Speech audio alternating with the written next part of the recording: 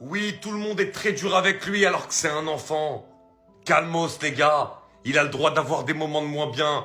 C'est normal. Ce qui lui était reproché, surtout dernièrement, c'était l'impact décisif parce que ça fait quand même quelques matchs que Bradley Barcola, dans le jeu, revient quand même très bien. Mais ça, évidemment, comme il ne stade pas, personne ne va le dire. Mais là, les gars, franchement, faut le dire. Ça revient mieux dans le jeu et en plus ça stat depuis le match de coupe. Là c'est lui qui sauve le PSG aujourd'hui. La très bonne action sur le but de Fabien Ruiz pour le servir parfaitement.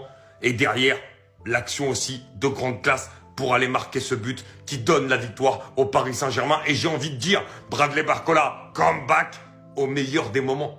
Au meilleur des moments parce que oui, le Paris Saint-Germain va avoir besoin d'un très bon Bradley Barcola pour le match décisif en Ligue des Champions dès mercredi face à Manchester City. Donc très heureux d'avoir le comeback de Bradley Barcola.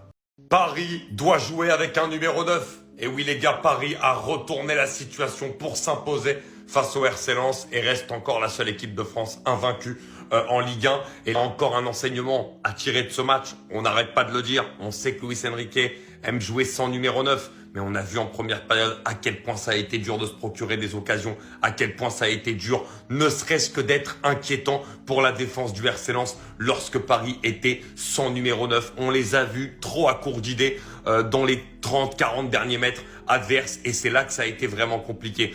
Derrière, il y a eu un surplus, évidemment, au retour des vestiaires, surplus d'énergie quand même, le but de Fabien Ruiz et derrière la rentrée de Gonzalo Ramos au poste de numéro 9 et là, ça a changé.